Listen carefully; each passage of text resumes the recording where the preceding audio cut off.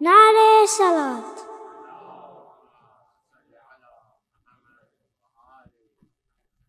لبیک یا حسین، لبیک یا حسین، لبیک یا مہدی، لبیک یا مہدی. اعوذ باللہ من الشیطان الرجیم، بسم اللہ الرحمن الرحیم. رب اشرح لی صدری ویسر لی امری واحلل عقدۃ من لسانی یفقہوا قولی. تاما علامت دل میں یہ احساس آ گیا، تاما علامت دل میں یہ احساس آ گیا، ہاتھوں میں جیسے دامن عباس آ گیا. صلوات.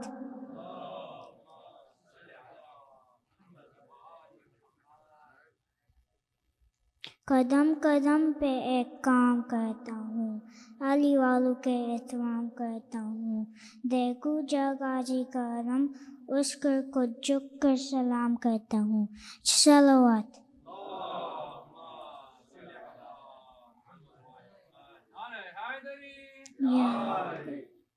نعرے صلوات.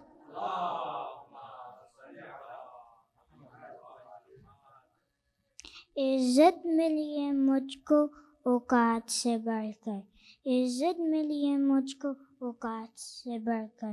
ہاں میں نے سر جھکایا ہے عباس کے در پر. صلوات.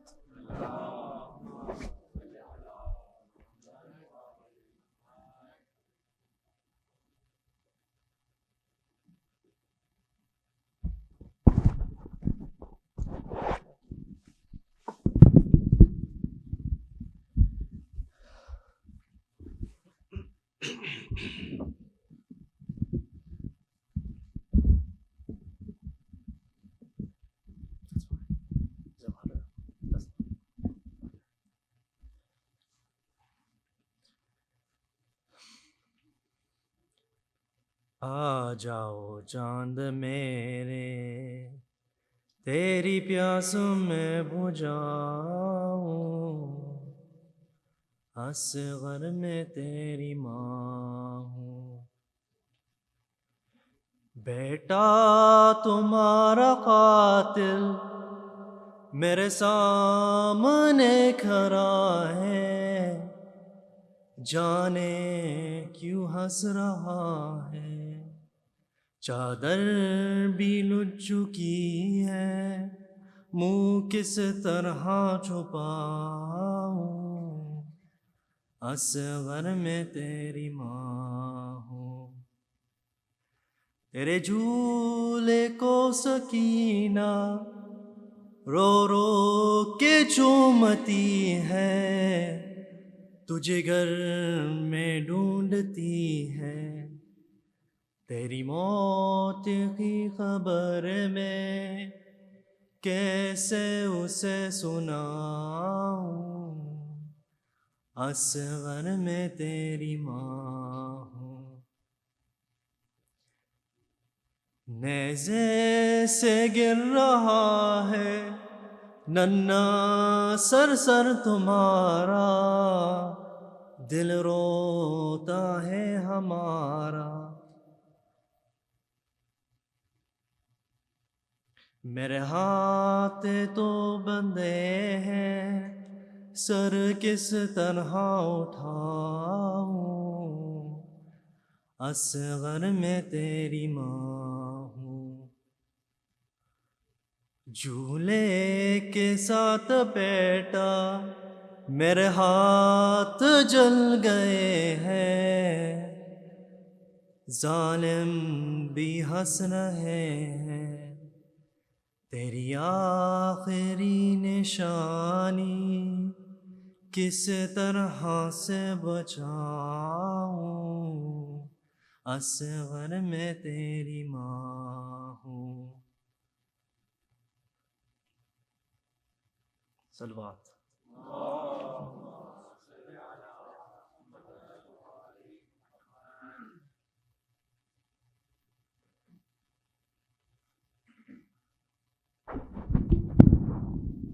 صلوات علی محمد و آل محمد.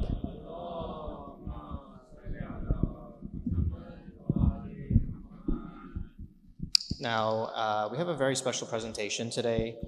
We have a speaker, Brother Zainul Abidin Abbas. So he has been studying at the Al-Hujjah Seminary under Sayyid Hassan Al-Qazwini in Dearborn, Michigan for the past 6 years. And his educational background includes a bachelor's in electrical engineering from Texas A&M, and he's currently working on his master's in computer science from the University of Texas. Let's all welcome Brother Zainul Abidin Abbas with a loud salawat.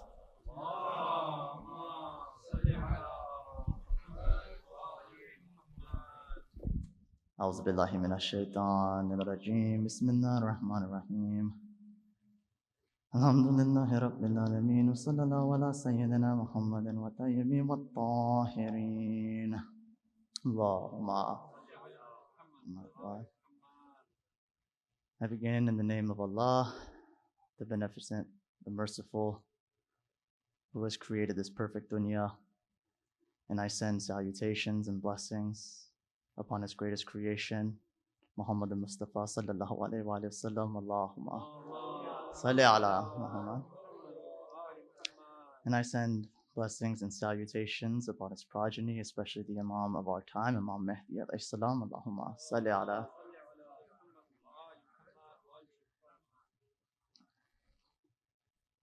There was a young member of our community who entered one of our centers a couple years back. He was a new member of the community. He came with a sorrow heart and an excitement of joining this faith, and he came on the 10th of Muharram to one of our centers. Now, he wasn't familiar with a lot of our customs. Being new to the faith, he wasn't familiar with many of our customs. He didn't know that dressing black is appropriate for these sorrowful days, so he came with a Palestinian shirt that happened to be red. Now, I talked to this member recently, this was years ago, and the one thing he mentioned that stuck with him all these years was that not a single individual came and told him anything, or was compassionate, put an arm around his shoulder, welcomed him into the community, and told him that it's okay. He remembers strictly the judgment in the eyes of those around him.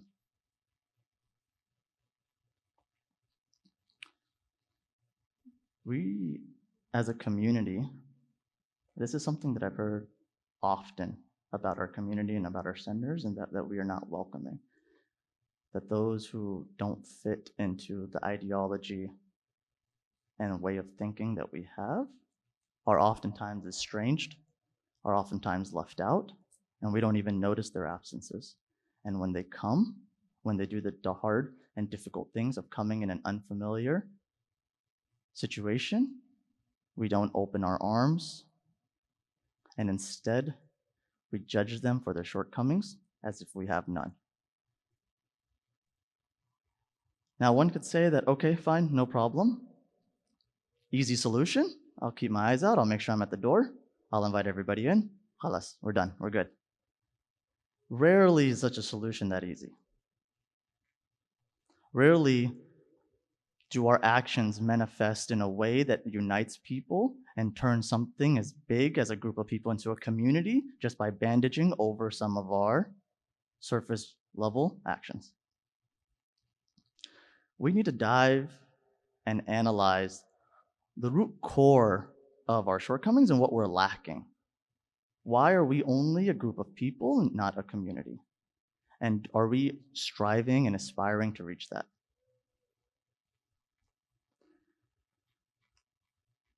Like I mentioned, judgment. He focused on judgment. They were judging. They were analyzing. They were putting me down with their eyes, with their actions. Where does this judgment come from? Why is it so prevalent in our communities, in our society? Now, judging someone else as if we're better than them, comes from an ego and a pride that Shaitan is constantly stoking the flames of. In the Quran, Allah subhanahu wa ta'ala, Surah Al-Qaman, ayat what? Ayat 18. Now, this verse I'm going to mention the Arabic and the English of. The next verses that I'm going to mention, I'm only going to mention the translation. This isn't to put down the importance of Arabic when analyzing and studying the Quran. This is only a reflection of my shortcomings. So please keep that in mind. The importance of Arabic and understanding the words in the language that Allah subhanahu wa ta'ala chose is extremely important. I begin. Bismillah ar-Rahman ar-Rahim. وَلَا تُصَّرْ قَدَّقَ لِلنَّاسِ وَلَا تَمْشِي فِي الْأَرْضِ مَرَحًا إِنَّ اللَّهَ لَا يُحِبُّ كُلَّ مُقْتَالٍ فَخُورٍ. What is Allah subhanahu wa ta'ala saying? He says, and do not turn your face away from people in content, nor walk in the earth exuberantly. Verily, Allah does not love any self-conceited boaster.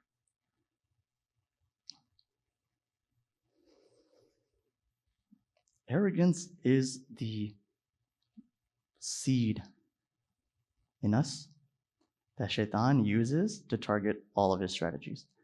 Two of the ways he comes is from our sins and from our good deeds, from our previous sins, from our fears, and from our good deeds. He says, look at your good deeds, you're somebody. Look at the actions that you're doing, you're somebody. You get a little bit of praise, especially our amazing volunteers, a little bit of praise. Next time they don't receive praise, they feel it. You're feeling it, that's Shaitan. You're feeling it, your niyat is gone. Niyat is done. The first time you did it, you were pleasing the Imam. The second time you do it, you're pleasing yourself.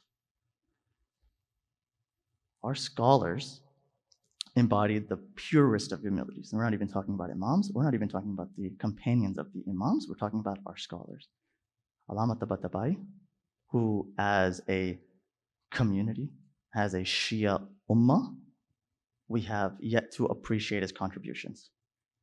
His Tafsir al-Mizan, for example, one among his many, many books, is a required reading in the Hawza. Now imagine somebody who was alive in our time making such strong shock waves in our Shia faith.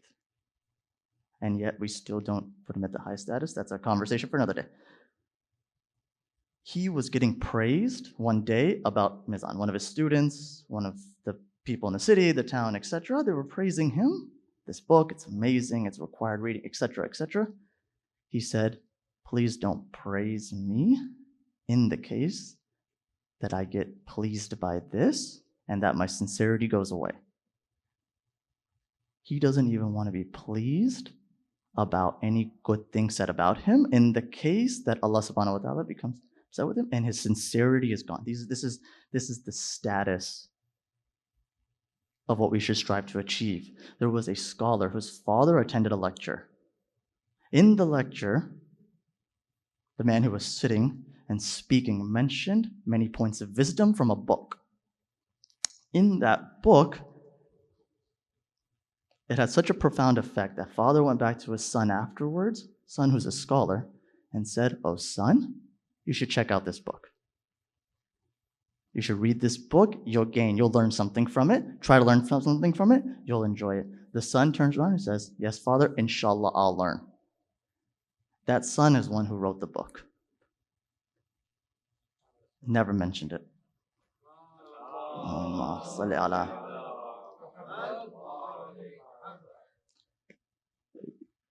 Study a little bit of the life of Amir al-Mu'mineen.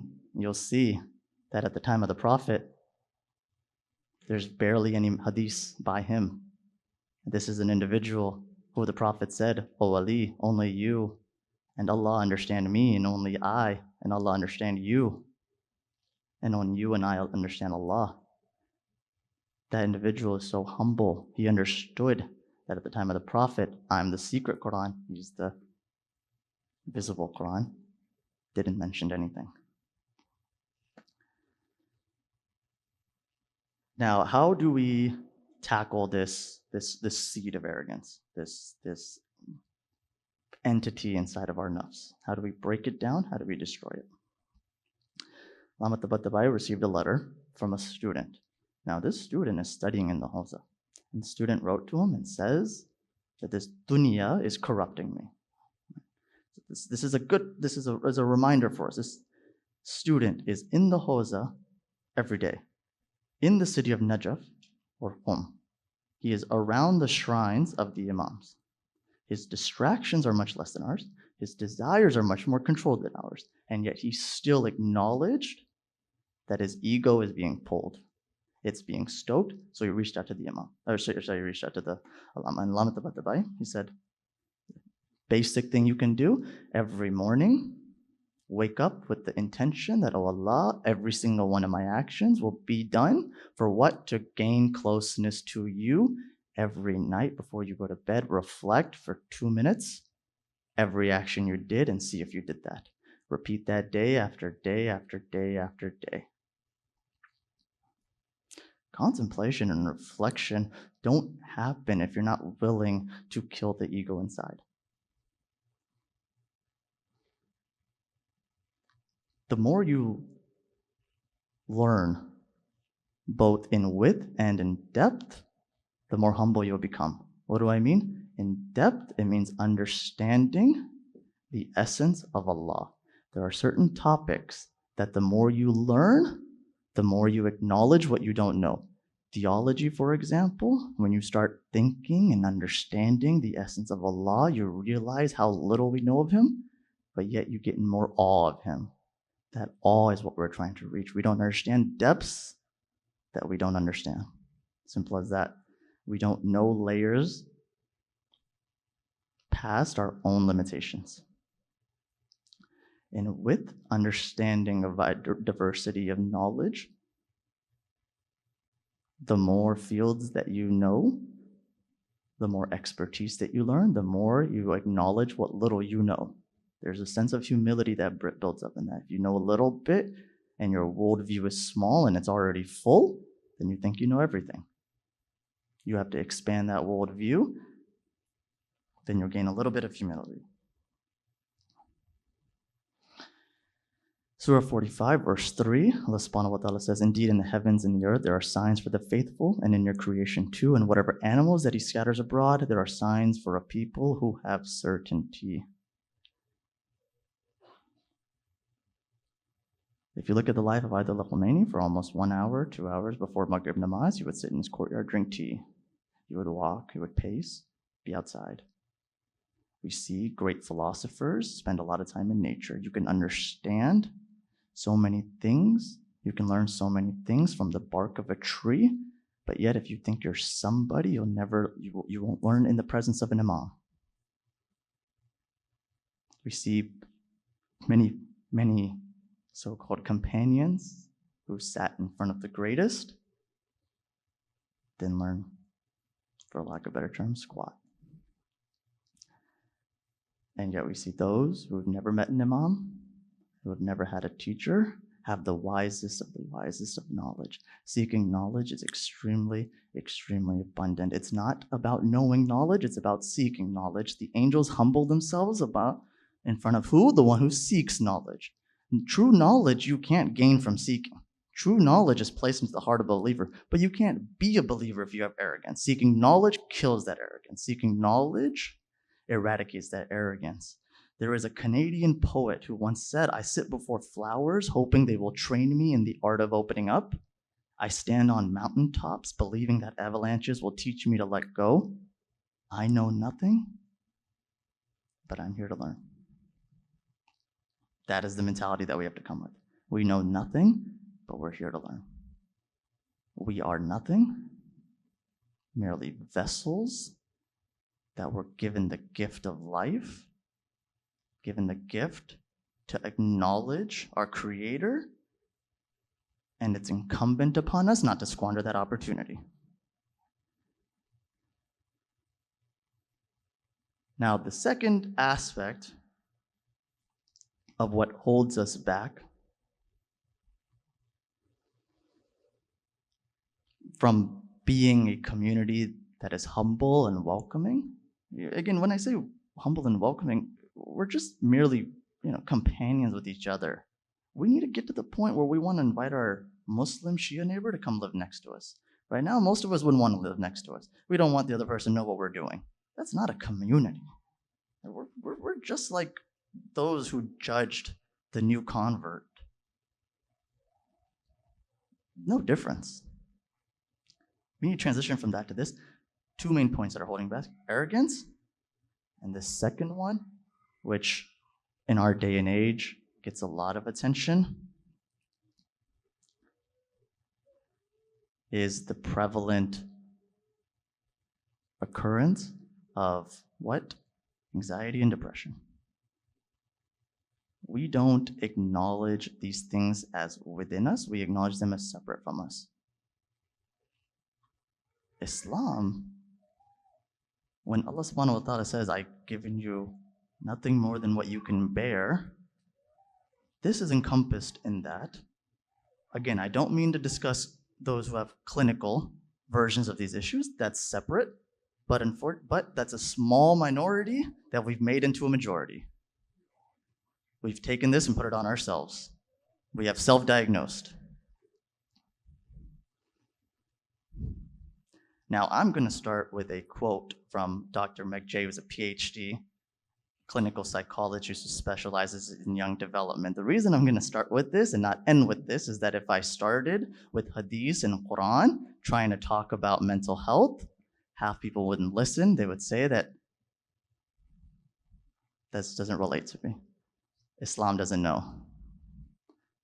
Fortunately, that's the case in our society, that we have to quote what a psychologist before we can quote our religion. Dr. Meg Jay emphasizes the lack of using medicine and other means, external means, in fighting against issues that we have within us. She emphasizes developing 7 skills.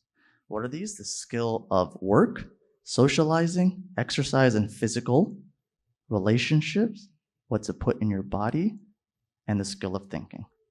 These are 7 skills that she has noticed that those who come to her, and again, those who usually go to therapy, are those who are on more of a further along than those people who are having it at a more occasional level. She said, with these people who come to me, attend regularly, those who have developed these skills are those who don't come again. Those who have given positive feedback. Versus those who have ignored this advice, and she's written books on this, she's been on podcasts about this, she vouches for this. Again, clinical psychologist, specializes in what? Youth development. Again, some of you guys might feel that I don't relate, I'm not youth anymore, yet the companions of the Imams and the Prophets are labeled as youth. Most of them were older than the age of 50. Youth is not an age, youth is a mindset, a capacity to learn.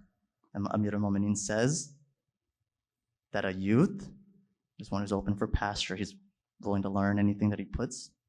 He can change, he can absorb.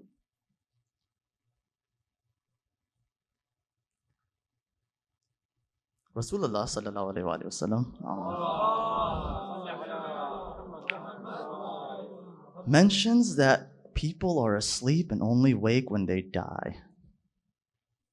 I'll give you an analogy. It's like an individual who is consistently late to the airport. He's late to the airport. Every time he goes to the airport, he says, next flight, inshallah, I'll get it. Next flight, I'll get it. Next flight, I'll be on time. Next flight, I'll be on time, until there is no next flight. Then he realizes, maybe I should have fixed being late. That's what Rasulullah is saying. It's too late. You should have fixed that issue. You woke up and realized you had an issue and it was too late.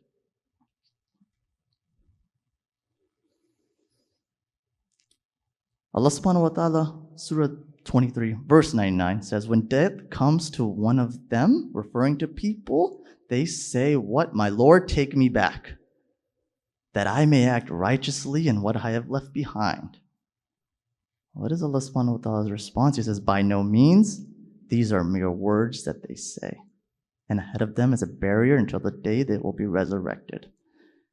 Basically saying that they're just talking. I gave them plenty of chances. They never fixed themselves. I gave them plenty of opportunities, plenty of wake-up calls, plenty of obstacles. They never changed. They were exactly who they were. If I send them back and give them 100 more years, they'll be exactly who they are. The people of Nuh had 900 something years to change, never changed. People don't change. That's why Allah subhanahu wa ta'ala talks about it. People don't change. It's not in our nature to change. Why do you think that in Islam, we discuss more the rights of a child to the parent than we do to the parent to the child? It's in a parent's nature to be loving and nurturing. And a child, when they stop needing the parent, there are certain things that they did that they stopped doing. That's in their nature. That's why Islam emphasizes on those things. Islam always emphasizes on those things that are difficult for us. If it's easy, Islam doesn't need to talk about kids playing, for example. That's in their nature.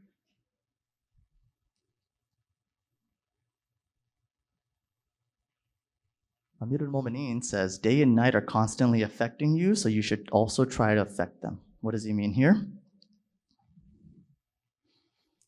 You are waking and sleeping. Age is growing. Things are happening. Everything is affecting you. Turn around and do something about it. Affect your life in a way. Take control. You only have X amount of times. You're going to go back. Do something before you have to. A wise man once said, everyone meets God before they die. A wise person meets him before they die. The first step of that is waking up to our reality, waking up to this lack of humility. Next step. Someone understands? Okay, I get it. I've been humbled. I'm awake. I know my shortcomings. I'm going to turn it around. Be a better person. Great. What's the next step? The next step is to understand exactly where we're lacking and how to improve on those things. This is a little bit more of a scientific method. Islamic scholars recommend the same methods that we all do when, let's say, we're searching for a job or we're trying to get somewhere in a career. It's the same set of tools that are applied here. Self-knowledge, also known as ma'rifat al-nafs in a rough translation, is considered to be the most beneficial knowledge. Unfortunately, it's in this stage where a lot of the judgment starts. Once we start taking spiritual prescriptions, learn a little bit of spirituality, fix our namazes, is when we start noticing other people's namazes. This is when we start deviating the most. There's a famous story that talks about what? Person says, two people are doing salat. Person says, your nose wasn't on the ground in sajda. Bibi, how do you know what my nose is doing? What are you doing?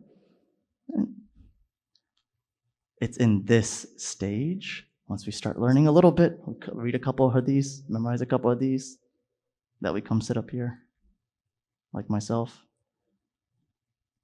So we need to know ourselves properly. And we also have to understand the potential that we have. Allah subhanahu wa ta'ala has chosen us, gifted us, put us in this situation, in this community, with this family, with these friends, with this nafs, and with the capacity and capability to fight it. It's all in this nafs, it's all in this free will, all in this free will. The same free will that, creates Salman al-Farsi, the same free will that creates Abu Dar, the same free will that makes the companions, is the same free will that makes Yazid. It's all within us. It's all within us. Rumi has a famous poetry where he talks about the relationship with Yazid and Imam Hussein within us. He says, you have both of them within you. You cry about Imam Hussein, you feed the Yazid inside of you.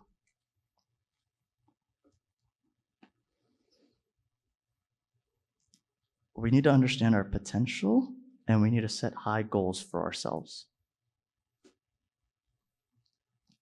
Why is this important? There was a scholar whose son had recently started the seminary. In the seminary, the father says, okay, let me ask him a question.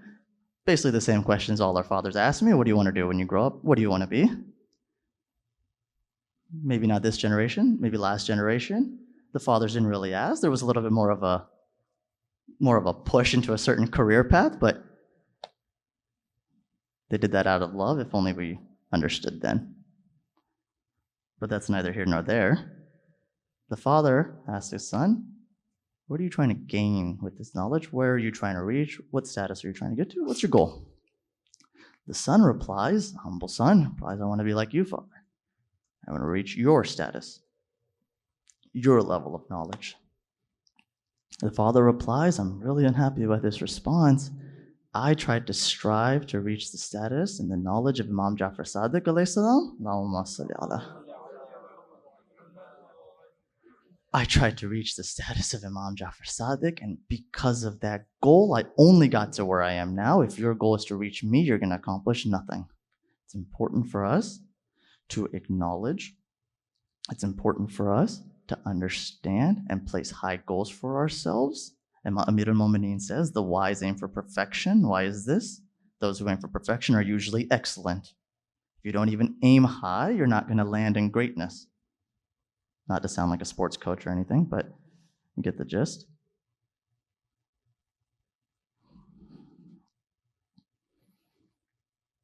We need to, again, like I mentioned earlier, the scientific process really of breaking this down is similar to how you do anything else. First, you have to understand the skills and traits that you need to succeed in this field, being the field of life. Just like if anybody wants to be an engineer or anything, they go to college, they understand, they fix shortcomings, drawbacks, gather traits, etc. Second, what do? They find role models who succeeded in that field and copy them. The Renaissance era, when we discuss it, is oftentimes labeled as this original creativity, original thought. But yet when you go, most of the painters, especially those who are famous now, copied other painters who they put as role models. And while a mere copy is never going to be original, that's why they modified it, but first they copied. That's what we need to do. We find role models, like our scholars. We find role models, like the imams, and we copy. We're never going to reach them, but we copy. It's much better to be a cheap copy of the imam than to be nothing. Third aspect is we have to look at the failures of those, gain lessons from those who failed. This has to be done with a great deal of attentiveness, a great deal of care, as this is where the ego stokes. This is where the ego this is where the ego turns on, really. Oh, look at this person, this failure. I'm better than him. I'm not going to make that, etc., etc. We have to be very careful when we look at failures of other people.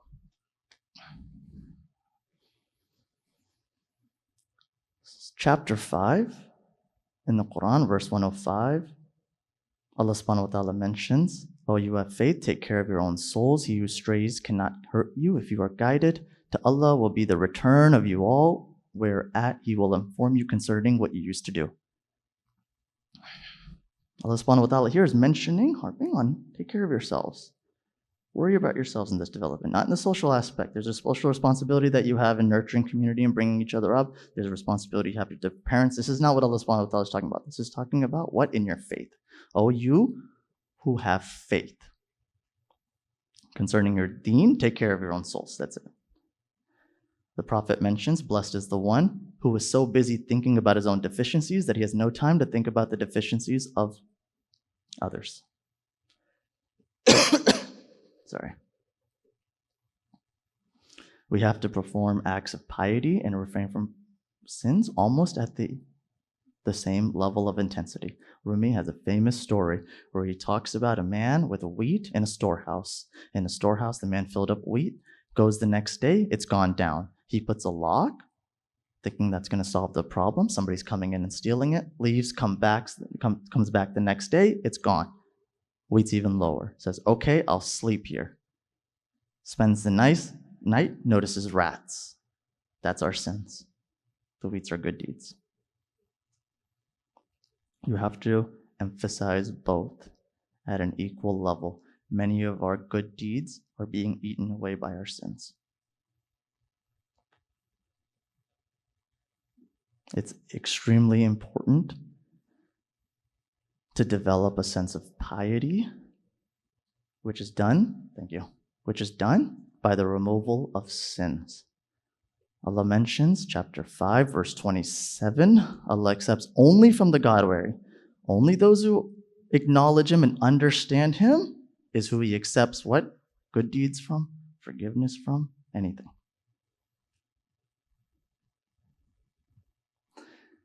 Science of akhlaq, morality, is much more difficult, as is taught to the students in the hawza, than any other type of knowledge. Knowledge of belief, aqaid, knowledge of belief, knowledge of aqaid, all these things are much easier to learn than akhlaq. Why is this? Because our habits are many times unknown to us. It's very hard to fix something you can't see. I'm going to wrap this up quickly. We have to remember that this is a lifelong journey. In chapter 15, I hope you're not getting tired of the Quran, chapter 15, verse 99, and worship your Lord till certainty comes to you. This is many times a misquoted verse. Why? There is a whole sect of our faith that has taken this verse and stopped worshiping after they've reached a certain level of ma'rifat. Because they say, Allah subhanahu wa ta'ala said, worship your Lord till certainty comes to you. They have established certainty, taqwa. Khalas, no more prayers. Allama Tabatabai mentions that one should worship until you reach certainty. This refers to the afterlife. Why? Because there's levels of layers. There's a veil that's lifted in the afterlife. You get knowledge that you didn't have in this world. Wrapping up, there's a Chinese philosopher, Deng Ming Dao, who's mentioned, use a mirror. In difficult times, you will see both cause and resolution. It's extremely important to understand everything is within us. There was a scholar who was sitting there, somebody came up to him, he said, I can't control my desires. I can't stop myself from looking at haram. He says, oh really? Do you do it when you're with your family? Do you do it when you're with your peers? If you have no control, do you do it all the time? No. You're more worried about what people think. You're not worried that in privacy it's just you and God. You have all the capability to stop yourself. Choose not to do it. There's a Chinese proverb that says you are not afraid of high mountains, you are afraid of weak feet. This is it. We are afraid to take the journey of acknowledging our shortcomings. It's much easier to say that we are good, that we are great, that inshallah, the imams will take care of us, give us shifa. Khalas.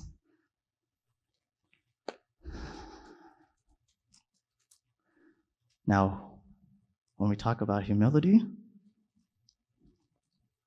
when we talk about connection with Allah subhanahu wa ta'ala and being, living in every fiber of your body, the epitome of what Allah desires, we have to go to Bibi Zainul, who in the Darbar of Yazid said, I saw nothing but beauty.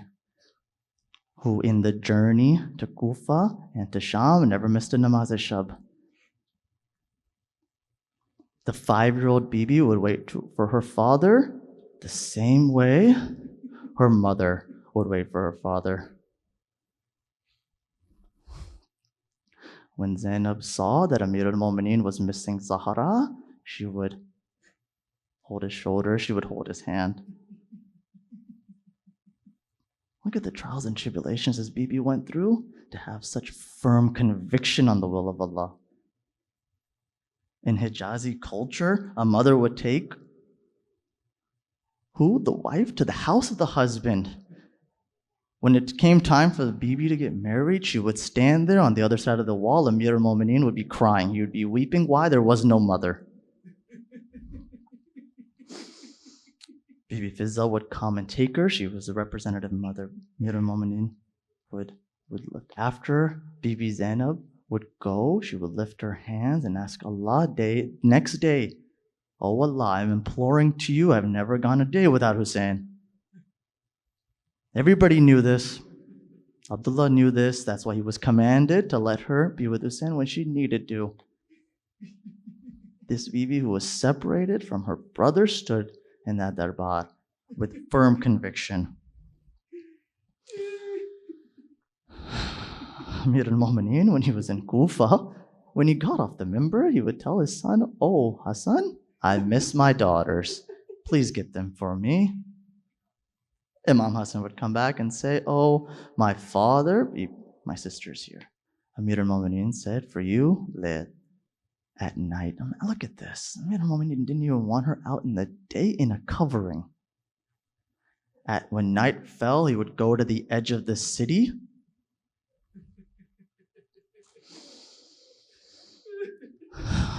Bibi would be sitting on top of a camel. Amir al-Mu'mineen would ask for the reins. He would ask Hassan, "Oh, Hassan, do I have permission from you to take your sister into the city?" Imam Hassan said, "Oh, she is your daughter. Oh, father, do as you please."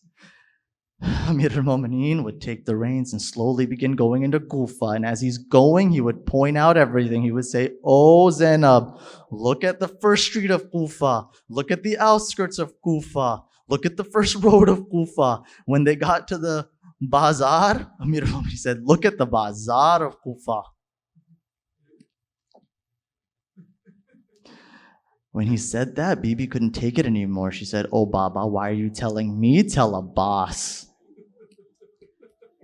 Tell Muhammad Hanafiya. Why are you telling me?" Amir al-Mu'mineen stayed silent.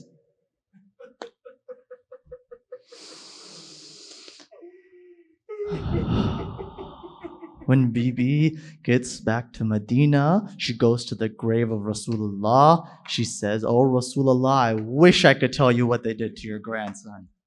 I wish I could tell you. I wish I could show you my arms." She goes to the grave of her mother. She takes the shirt, the bloody shirt of Imam Hussein. She puts it on the grave. The grave starts shaking. She says, "Oh, mother, this is the shirt. You couldn't handle this? I was standing 17 paces away when my brother laid on a bed of arrows. When Shimmer approached."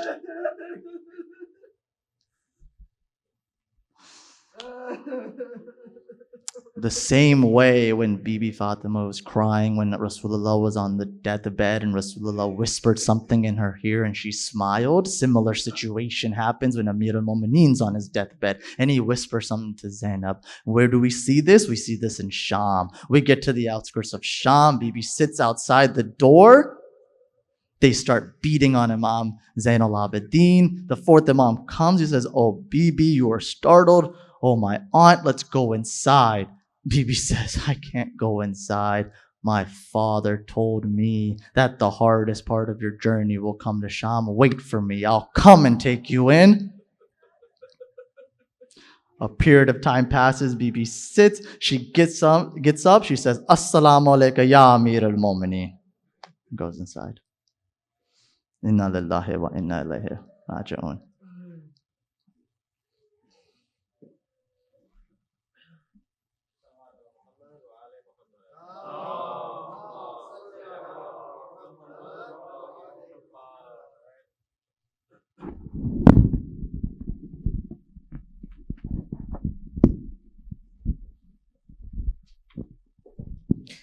Jazakallah, Brother Zan, for that touching speech and for that important reminder about the importance of the Quran in Islam. And I think that is a perfect segue for our next speaker. I would like to introduce Dr. Qari Abrar Irfani. Dr. Irfani has his PhD in Quranic studies. He also has extensive experience as a teacher of Qiraat and Tajweed for the past 30 years.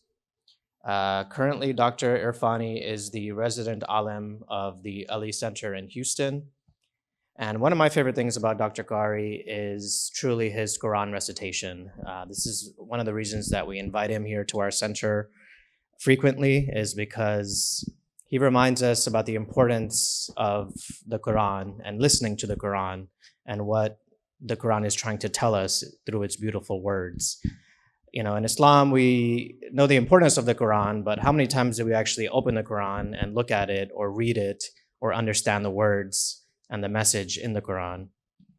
And so this is why we think at the Marzia Islamic Center that it's important that we remember and we're reminded about the importance of the Quran in our religion. And I can't think of a better way than to have a Qari of Maulana Irfani's status to remind us of those beautiful words of the Quran. So let's all recite a loud salawat and welcome Dr. Irfani to the member. Salawat ala Muhammad wa ala Muhammad.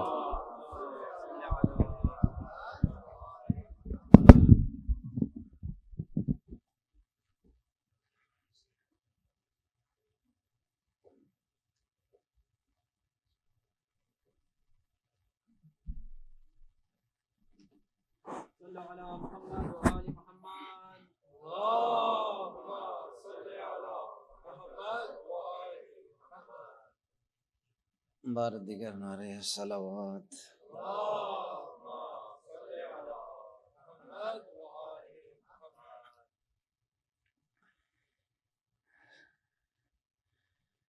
सूरह नहल की आखिरी आयत आपकी खिदमत में तिलावत करूँगा, जिसका सवाब हाज़रीन के मरहूमीन आबा व अजदाद ज़वील हुकूक के लिए हदिया करता हूँ। खुदा इन आयत के सदक़े में हमारे बातिन को मुनव्वर फरमाएँ। जो ये कुरान खुदा की अज़ीम किताब है और मोजज़ा आसा किताब है, खुदा इन आयत के सदक़े में दुनिया व आखिरत में हम सुरखरू रहें और इंशाअल्लाह ताला इसका सवाब हम हदिया करते हैं। एल हसनैन वल्द अमीर हसन ज़ुहूरुल हुसैन रज़वी वल्द अज़हर हुसैन रज़वी मकसूद फ़ातिमा बिन्त मंजूर बेग वजाहत बेगम बिन्त अमीर हसन अली हसन वल्द, ये लफ्ज़ जो है अहल हसन है या लियाकत अली वल्द लतीफ़ सुल्ताना बेगम बिन्त बाबू सैयद शब्बर अब्बास ज़ैदी सैयद गुलाम अब्बास ज़ैदी सैयद असद अब्बास ज़ैदी। परवरदिगार आलम इन सबको की मग़फ़िरत फ़रमाएँ और हाज़रीन के जितने मरहूमीन हैं परवरदिगार आलम उनकी मग़फ़िरत फ़रमाए। जो हम पे हक़ रखते हैं हमारे गर्दनों पे, परवरदिगार इन आयत के सदक़े में उन सब के दरजात बुलंद फ़रमाएँ इंशाअल्लाह ताला। अऊज़ु बिल्लाहि मिनश शैतानिर रजीम। बिस्मिल्लाहिर रहमानिर रहीम।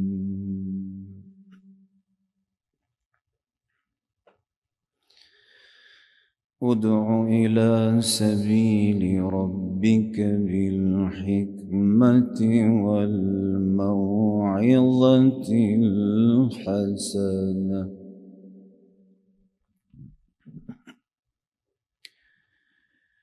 वजादिलहुम बिल्लती हिया अहसन इन्ना रब्बक हुवा अअलमु बिमन ضल्ला अन सबीलिहि व हुवा अअलमु बिल-मुहतदीन।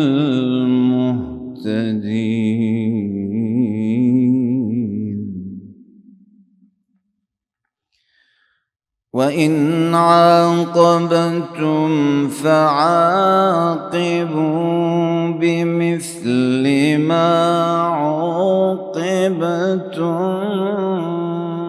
बिहि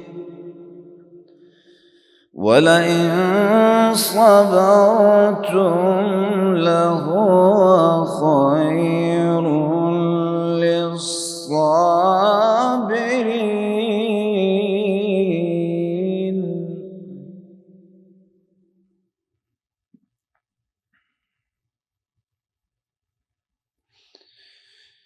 उदउ इला सबीलि रब्बिक बिल हिकमति वल मौइज़तिल हसनति वजादिलहुम بالتي هي أحسن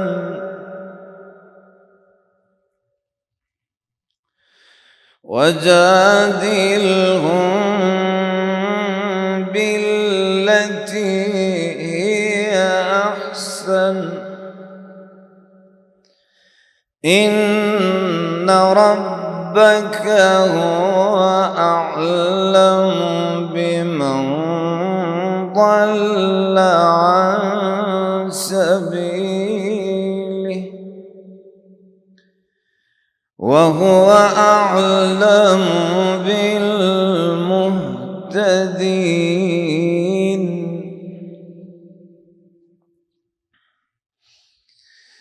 ادع إلى سبيل ربك بالحكمة والموعظة الحسنة وجادلهم بالتي هي أحسن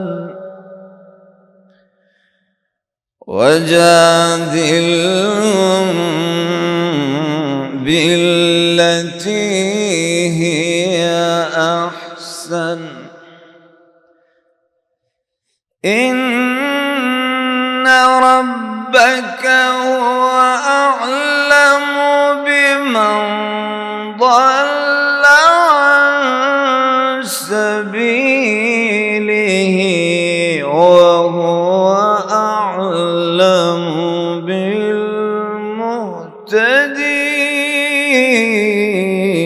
بالمهتدين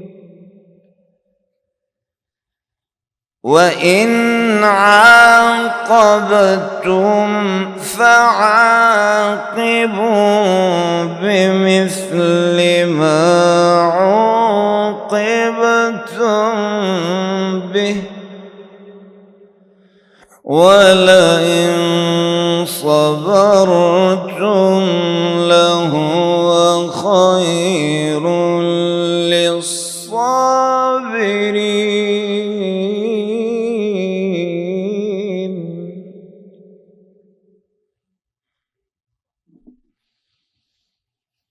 واصبر وما صبرك إلا بالله ولا تحزن عليهم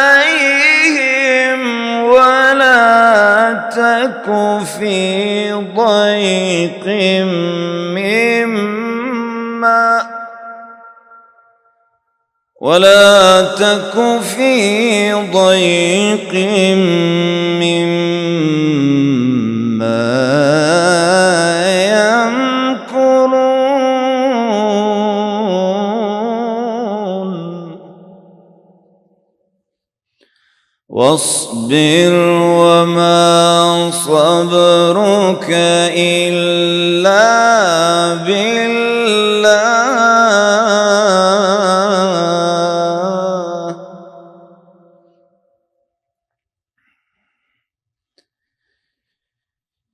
ولا تحزن عليهم ولا تك في ضيق مما يمكرون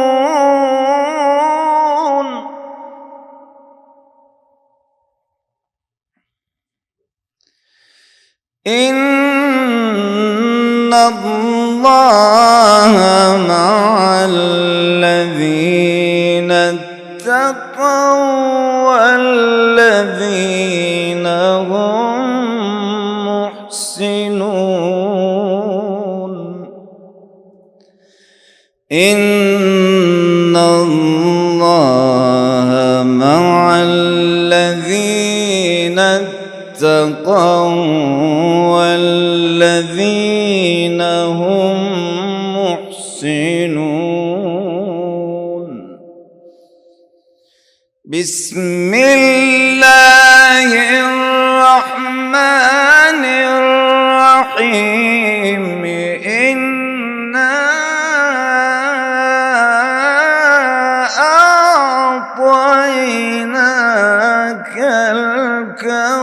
الكوثر فصل لربك وانحر إن شانئك هو الأبتر. بسم الله الرحمن الرحيم.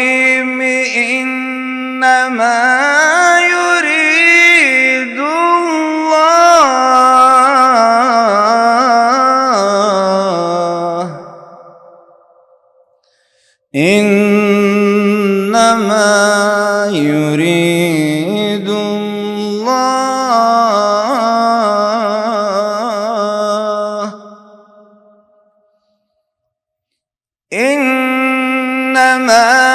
يريد الله ليذهب عنكم الرجس أهل البيت ويطهركم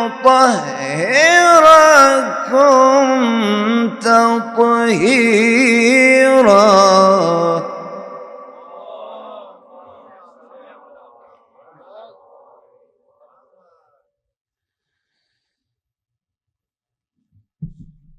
بسم الله الرحمن الرحيم. اقرأ باسم ربك الذي خلق.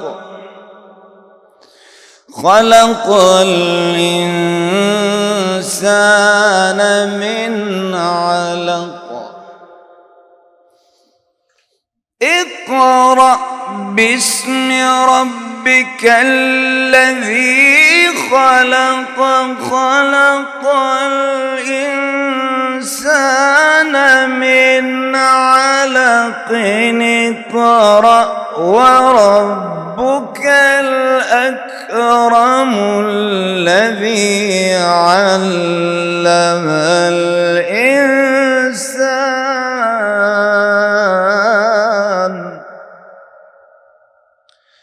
اقرأ وربك الأكرم.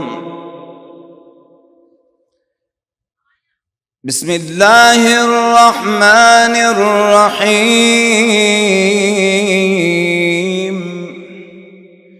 اقرأ باسم ربك الذي خلق. خلق الإنسان من علق. اقرأ وربك الأكرم الذي علم بالقلم. علم الإنسان ما لم يعلم. صدق الله العلي العظيم. اللهم صل وسلم وزد وبارك على رسول الله وآله الأطهار. على رسول الله وصحبه الأخيار. صلوات الله محمد وعلى آله.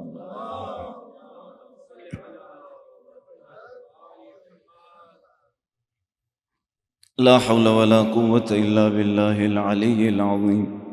بسم الله الرحمن الرحيم. الحمد لله رب العالمين، والصلاة والسلام على أشرف الأنبياء والمرسلين وعلى آله الطيبين الطاهرين المعصومين، سيما الإمام المنتظر المهدي،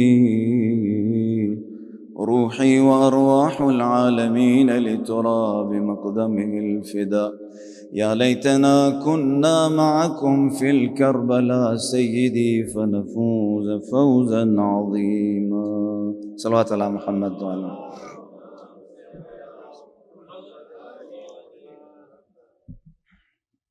मोमिन किराम, परवरदिगार आलम जितने भी यहाँ हाजिर हैं उसकी बारगाह में हम दस्त दुआ हैं, सिद्ध के दिल से, दिल की अथाह गहराइयों से, अपने तमाम वजूद से खुदा की बारगाह में خدایا کچھ امیدیں کچھ آرزوئیں لے کے تیری بارگاہ میں ہم حاضر ہوئے اس مقدس مقام پہ، ہمارا سننا سنانا اپنے بارگاہ میں قبول فرما۔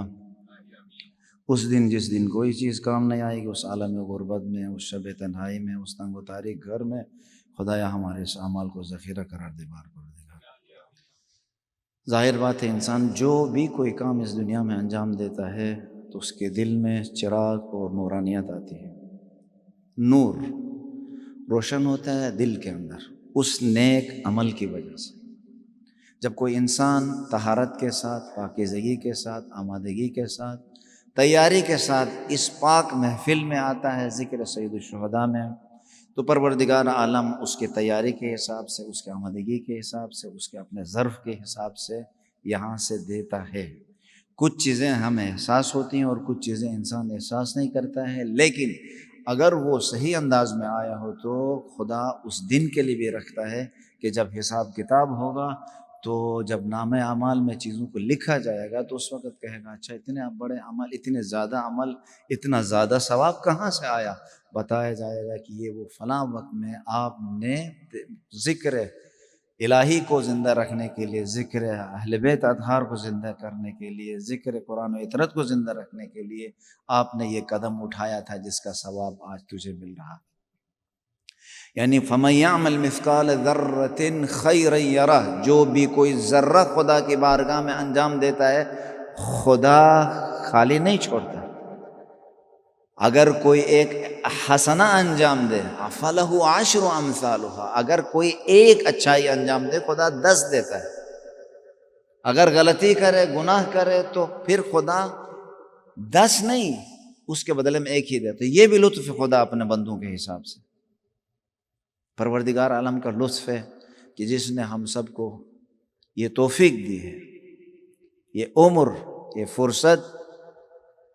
ظاہر بات ہمیں زندگی ملی ہے، کوئی دوسرا مسئلہ پیش نہیں آیا ہے جس کی وجہ سے ہم یہاں حاضر ہوئے ہیں، ایسا ہے یا نہیں ہے؟ تھوڑا ساتھ ساتھ بولتے ہی بھی رہیں گے تو انشاءاللہ تعالیٰ جو ہے وہ، اگر اسی وقت کوئی ضروری کام پیش آتا تو ہم اس سے محروم ہو جاتے ہیں۔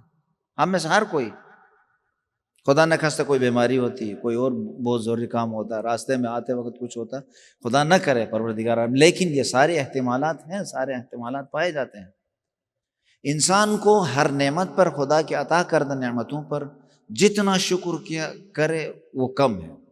میں آج آپ کے سامنے جو خدا کی عظیم نعمت ہے، جو انسانوں کو گھٹا ٹوپ اندھیروں سے، حزیز حیوانیت سے، الدنیا دنیا جو پست ہے، نہایت ہی نیچے ہے، اس سے اوج تک، ظلمات سے نور کی طرف لے جانے کے لیے 2 چیزیں رسول خدا نے میں تمہارے درمیان چھوڑ کے گیا۔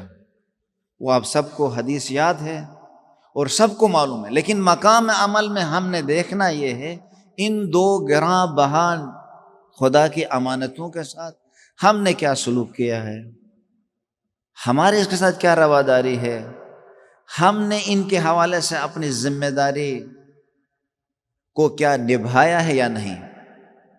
اگر اس کو آج کے اس رات، کیونکہ کل والی رات تو گزر گئی ہے، دوبارہ آنے والی نہیں ہے، اور کل والی رات بھی ہمارے پاس معلوم نہیں ہے آئے نہیں آئے، کل بھی ہمارے ہاتھ میں نہیں ہے، لیکن یہ لمحات جو ہم بول رہے ہیں، اختیار کے ساتھ سن رہے ہیں، یہ ہمارے ہاتھ میں ہے۔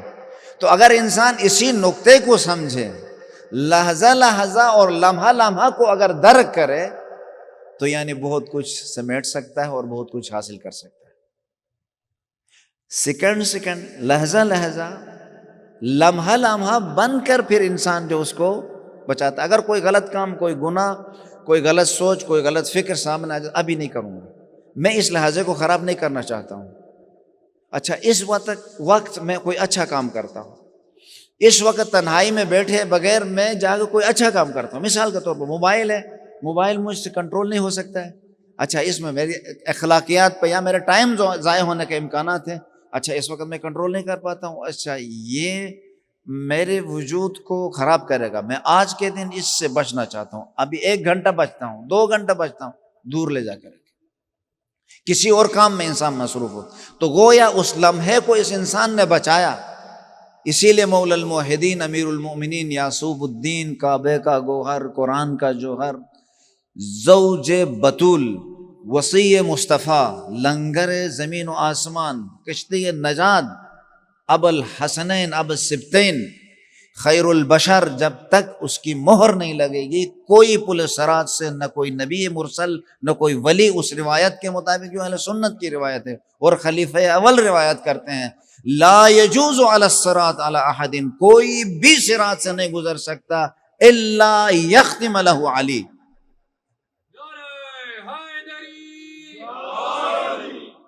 اس امیر المومنین علیہ افضل الصلاۃ والسلام، ان ہستیوں کی محبت لے کے کوئی انسان اس جگہ پہ حاضر ہو اور ان کے بتائے اصول و ضوابط کے مطابق اگر چلنا چاہے تو وہ کبھی بھی یہاں سے مایوس نہیں جا سکتا۔ برادران ایمانی، ہمیں یہ دیکھنا ہے کہ ہم نے ابھی تک کیا کیا ہے۔ آج کے شب یہ میں جب سے یہاں آیا ہوں یا خود سے، یہ سوال فقط آپ سے نہیں، مجھ سے، اپنے آپ سے بھی کرتا ہوں، میں نے ابھی تک ثقلین کے حوالے سے کیا رول ادا کیا ہے؟ سوال بنتا ہے یا نہیں بنتا؟ آپ کو ہمیں خدا نے ایک بہت ساری نعمتیں دی ہیں، یہ صحت و سلامتی جس کو لے کے یہاں ہم حاضر ہوئے ہیں، یہ سب سے بڑی نعمت ہے۔ اگر یہ نہ ہوتا ہم یہاں نہیں آتے، حتیٰ آپ کے پاس گاڑی نہیں ہوتی نہیں آتے، گھر میں بجلی نہیں ہوتی نہیں آتے، کھانا نہیں ہوتا نہیں آتے، یہ ساری نعمتیں۔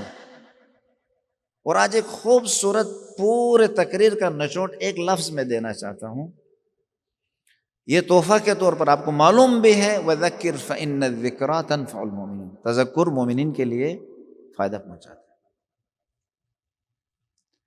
اچھا آپ بتائیں شکر کی تعریف کیا ہے؟ ویسے اپنے ذہنوں میں آپ دہرا سکتے ہیں شکر کی تعریف، کوئی بول بھی سکتا ہے، بتا بھی سکتا ہے، کوئی گناہ تو نہیں ہے نا بولنے میں کوئی ہے؟ شکر کی تعریف کیا ہے آپ لوگوں کی نگاہوں میں؟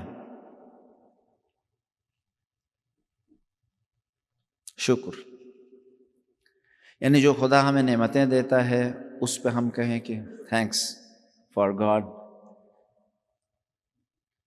کیونکہ اس نے ہمیں یہ نعمت دی ہے، یہی کہنا چاہیے بس، اور دل میں اس کی عظمت اور اس کی معرفت لے کے آنا چاہیے، یا اور کوئی چیز بھی؟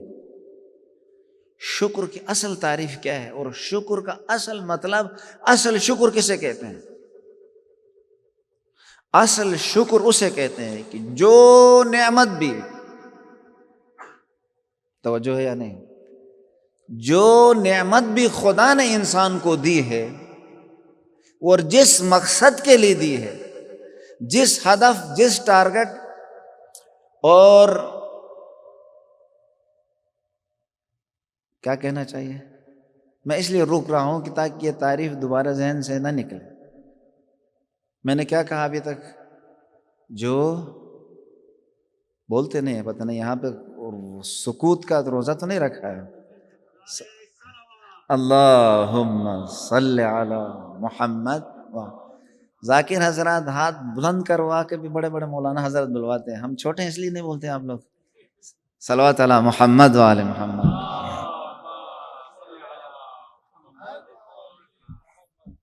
ایک چٹکلا ادھر اسی میں نے سنایا تھا، ایک آدمی تھا، اس کے استاد نے کہا تھا کہ جیسے ہم سب کے لیے ہے، کبھی بھی دینی کام کو کوئی چیز، چاہے 1 روپیہ بھی دیتے ہو، چاہے تلاوت کرتے ہو، چاہے نوحہ پڑھتے ہو، چاہے عزاداری سید الشہداء میں آتے ہو، چاہے نماز، چاہے روزہ، اس کو اگر دکھانے کے لیے کیا یا کسی لالچ کے تحت کیا تو اس کا ثواب چلا گیا۔ اس کو مادیت کے ساتھ کبھی بھی اس کا سودا مت کرو، اگر سودا کرنا ہے تو خالق کائنات وللہ ملک السماوات والارض وللہ خزائن السماوات والارض وللہ العزت جمیعا، وہ دیکھ بھی رہا ہے، سن بھی رہا ہے، اور اس کے ہاتھ میں سب کچھ ہے، اگر اس کے لیے کریں گے تو اس میں ثواب ملے گا۔ استاد نے کہا کہ کہیں جا کے مانگنا شانگنا نہیں ہے، بس مجلس پڑھنا ہے، واپس آنا ہے، آپ نے کوئی جا کے وہ مانگنا نہیں ہے۔ اس نے وہ آ گیا مجلس میں، سب کو اردو سمجھ میں آتی ہے نا یہاں پہ، یا سارے انگلش میں، تو جب وہ چلا گیا، جانے کے بعد واپس آیا، آخری آدمی جب اس سے رخصت کرتے ہوئے نہ کوئی اس کو لنگر دیا نہ کچھ دیا، تو مڑ کے کہا، اس سے برداشت نہیں ہوا، اس نے، وہ بیچارہ سیدھا سادہ شاید تھا یا ابتدا سے ذہن میں بٹھا کے گیا تھا، کہا اچھا مجھے تو میرے استاد نے منع کیا تھا کچھ مانگ لو، نہیں تمہیں بھی تمہارے استاد نے منع کیا ہے کہ کچھ نہ دے دو، تو مسئلہ یہ ہے کہ آپ کو بھی یہاں پہ منع کیا ہے کسی سے بولنے کے لیے۔ صلوات علی محمد و آل محمد۔ تو میں کیا بول رہا تھا؟ شکر کے حوالے زندہ باد، اگر آپ نہ بولتے تو شاید میں بھول گیا۔ شکر کا مطلب کیا تھا میں نے کیا بتایا شکر کے حوالے سے؟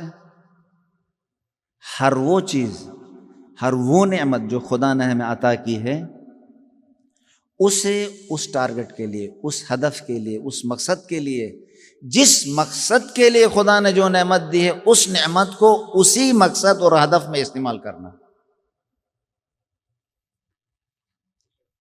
یعنی اگر آنکھ ہے، خدا نے اس کے ذریعے سے قرب الہی حاصل کرنا، کسب معاش کرنا، حلال چیزوں کو دیکھنا، حرام چیزوں سے اجتناب کرنا، قرآنی آیات کو اپنے ان آنکھوں کو استعمال کریں۔ فرض کریں بہت سے ایسے پڑھے لکھے لوگ ہیں، حتیٰ مولانا حضرات بھی ہو سکتے ہیں، آج کل کے اس زمانے میں یعنی بہت سارے، سب سے امتحانات میں سے ایک امتحان یہ ہے، فیس بک میں جاؤ تو پتہ نہیں کیا کیا زبردست زبردست چیزیں آتی ہیں، ضروری نہیں خراب چیزیں ہوں، اچھی چیزیں بھی ہیں، بہت ساری اچھی چیزیں ہیں، لیکن انسان اگر ٹائم معین کیے بغیر داخل ہو جائے اس سمندر کے اندر،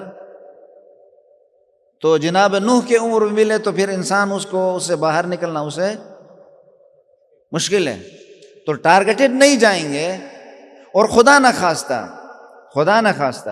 صبح اسکول جانا ہے، کالج جانا ہے، یونیورسٹی جانا ہے، اپنی درسگاہ میں کام کے لیے پوری رات دیکھتے رہیں گے مثال کے طور پر، تو صبح کچھ نہیں کر پائیں گے۔ اور اسی طریقے سے اگر آپ باہدف ہیں، کسی ہدف کے تحت ان آنکھوں کو استعمال کریں گے تو بہت کچھ ملے گا۔ کیا؟ میں یوٹیوب میں گیا، اس کو دیکھا، اس کو دیکھا، اس کو دیکھا، اس 2-3 گھنٹے کے بعد دیکھا تو کچھ بھی معلوم نہیں میں نے کیا دیکھا ہے، ٹھیک ہے کہ نہیں؟ اسی لیے جوادی عملی حافظ اللہ فرماتے ہیں خدا نے یہ عقل، یہ دماغ، یہ آنکھیں اس لیے دی ہے تجھے اپنے قریب کرنے کے لیے۔ اب قرآن و اہل بیت کو اٹھا کر قرآنی آیات کے اوپر کوئی تدبر نہ کرے، کوئی غور و فکر نہ کرے تو محروم رہ گیا۔ یعنی اس نعمت کو اپنے جگہ میں استعمال نہیں کہ ایک بہت وسیع بحث سے میں اس میں نہیں جاتا ہوں، کان، آنکھ، ناک، یہی ظاہری نعمتوں کا خیال رکھا جائے تو انسان کہاں سے کہاں پہنچ سکتا ہے۔ ٹارگیٹڈ استعمال کیا جائے، وقت معین، ہم سب میں اپنے لے کہہ رہا ہوں، وقت کو معین کر کے استعمال کیا جائے تو پھر ہمارے پاس جو وقت، جو بہت بڑی نعمت ہمارے پاس ہے، تو پھر اس سے ہم کمال استفادہ کر سکتے ہیں۔ پھر ہمارے عمر میں بھی برکت، دیکھنے میں بھی برکت، لکھنے میں بھی برکت، سننے میں بھی برکت، عمر میں بھی برکت آئے گی۔ جب عمر میں برکت نہ ہو، 100 سال کے بعد بھی مڑ کے دیکھے تو اس نے کچھ نہیں کیا، کوئی ہاتھ میں کوئی چیز نہیں ہے۔ ابھی آپ لوگ، ہم لوگ حساب کتاب لگائیں، ابھی اس وقت امام زمان علیہ الصلوۃ والسلام ہم سے پوچھیں بتا اتنے سال کے عمر میں، اے مومنہ، اے مومن، اے بچہ، اے میرے نوجوان، اے میرے مومن، آپ نے کیا کیا؟ میں کہوں گا مولا میں نے تو ابھی تک جو ہے سوچا ہی نہیں ہے، لیکن کس مومن نے جس نے کیا ہو، سینکڑوں نوجوانوں کو راہ راست پہ لایا ہو ایسے کام کے ذریعے سے، ایسے بہت اچھے پروگراموں کے ذریعے سے، اچھے اچھے افراد لا کے، جیسے یہاں پہ برادران ہیں ماشاءاللہ، نوجوانوں کے ساتھ دوستی کر کے ان کو جذب کرتے ہیں اور نوجوانوں کو وہ معارف، وہ چیزیں دیتے ہیں تاکہ وہ نوجوان بچا رہے۔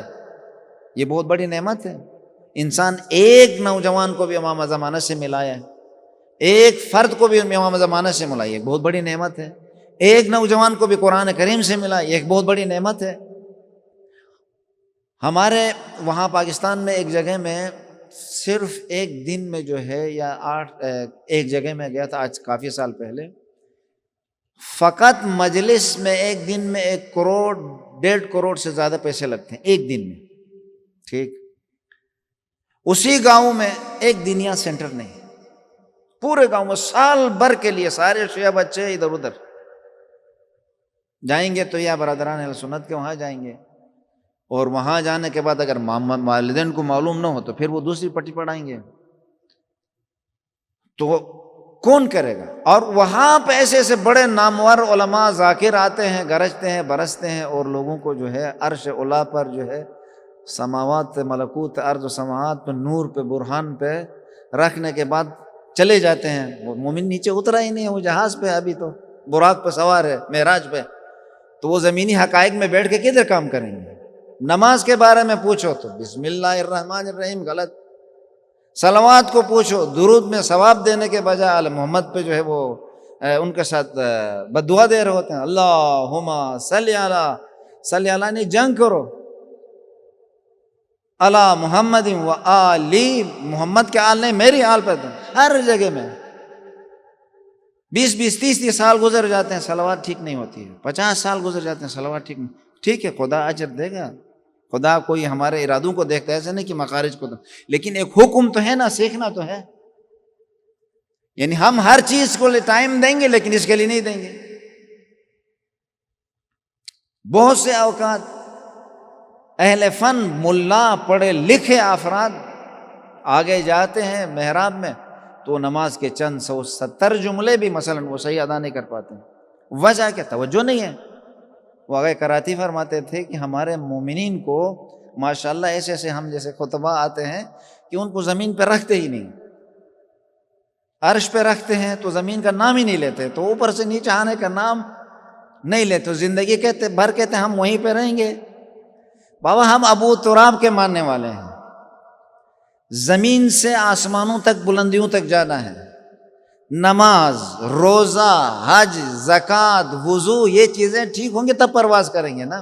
جب نماز ہی ٹھیک نہیں ہے، مثال کے طور پر نہ ترجمہ آتا ہے، نہ مفاہیم آتے ہیں، نہ کیا سوچنا ہے، بسم اللہ میں کیا معارف ہیں، مجھے ٹائم ہی نہیں ملا ہے سوچنے کے لیے، نہ ایسے دوست ملے ہیں، نہ ایسا استاد ملا ہے، تو مجھے معلوم ہی نہیں بسم اللہ پڑھتے وقت کیا کیا چیزیں ذہن میں لانے چاہیے۔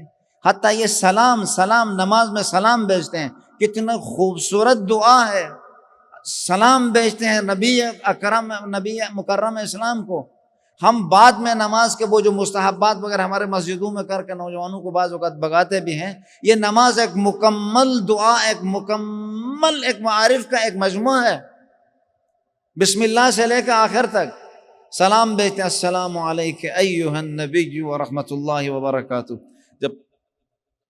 اور وہ جب توجہ سے سلام بھیجے گا تو اگر اس میں صلاحیت تو سلام کا جواب سنے گا، واقعاً سنے گا، اور پھر السلام علینا وعلی عباد اللہ الصالحین کہتا ہم پر اور تمام عباد صالحین۔ تو کیوں ہم اس سلام بھیجنے والے افراد میں شامل کیوں نہیں ہوتے ہیں؟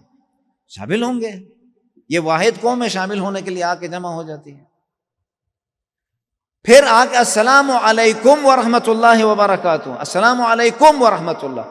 جب ہم سلام علیکم ورحمۃ اللہ، ابھی سے جو امام ہے تو اپنے معمومین کے لیے، اور معموم ہے تو امام کے لیے، اور تمام آبا و اجداد کو ابتدائی خلقت سے لے کے قیامت تک ہمارے مرنے کے بعد تک بھی خدایا میری طرف سے سلام۔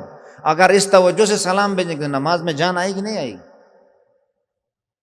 بسم اللہ پڑھتے وقت خدایا تیرے نام سے شروع کرتا ہوں، تیرا ہوں، میں کچھ بھی نہیں ہوں، جو کچھ ہے تیری طرف سے ہے، تیرے حزب میں داخل ہو گئے، جو کہ رحمان ہے رحیم ہے، اسم خدا بسم اللہ۔ اور جب خدا کا نام لے کے کوئی انسان کوئی کام شروع کرتا ہے اور صدق کے دل سے شروع کرتا ہے، پھر الحمدللہ رب العالمین کی آیت بھی سمجھ میں آئے گی، پھر پورا سورہ انسان کو سمجھ میں آئے گا۔ یعنی واقعاً ہر اس بسم اللہ میں کم از کم 100-200 سے اوپر نقطے نکل آتے ہیں کہ جسے انسان غور کرے گا تو وہ چیزیں ساری ملتی رہیں گی۔ شاید پچھلی مرتبہ نے بتایا تھا کہ آگاہ محسن کراتی حافظ اللہ کی کتاب تفسیر نور، انہوں نے بہت خوبصورت آسان کر کے نکات بتائے ہیں۔ ایک مومن کے پاس ٹائم نہ ہو تو وہ تفسیر نور لے کے ایک آیت پہ کام کرے تو معلوم ہوگا کہ ہم کس میں ہیں۔ اور دوسرا، مومنین آپس میں سلام بھیجتے ہیں، قرآنی ایک دعا ہے، اکثر اوقات جو ہے وہ بد دعا دیتے ہیں ایک دوسرے کو، دعا کے بدلے میں بد دعا دیتے ہیں۔ سنا ہے نا آپ لوگ، بہت کم لوگ کہتے ہیں السلام علیکم ورحمۃ اللہ، یا سلام علیکم، تنوین بہت کم کوئی لگاتے ہیں، اور سلام علیکم بھی بہت کم، لیکن اکثر لوگ کہتے سلام علیکم، السلام علیکم بد دعا ہے، تم پہ موت آ جائے. دیکھیں السلام علیکم. وہ ایک مولانا صاحب تھا، مجھے فون کیا، میں کہا السلام علیکم، میں نے کہا بندے خدا وعلیک. رسول خدا کو بھی تنگ کروانے کے لیے مشرکین کہتے السلام علیکم. رسول خدا صدق کے دل سے اگر جو کوئی آدمی اگر واقعاً جان بوجھ کے کرتا تھا تو رسول خدا بعض اوقات کوئی ایسا جواب دیتے تھے تاکہ اگر اس کا حق تھا تو اگر رسول خدا اگر کسی کو کہے دل سے السلام علیکم، وہ تو چلا گیا، پھر اس کے مڑنے کے چانسز نہیں ہیں. جناب امیر علیہ الصلوۃ والسلام کو آزمانے کے لیے کہا کہ یہ مر گیا ہے، جنازہ پڑھوائیے. تو مولا جانتے تھے، دیکھیں خدا اپنے انبیاء، اپنا اولیاء، اپنا اوصیاء کو علم دیتا ہے، جب جہاں چاہتا ہے تو وہ دیتا ہے، اس سے کوئی انسان انکار نہیں کر سکتا. لگا پڑھاؤ کا سوچ لو،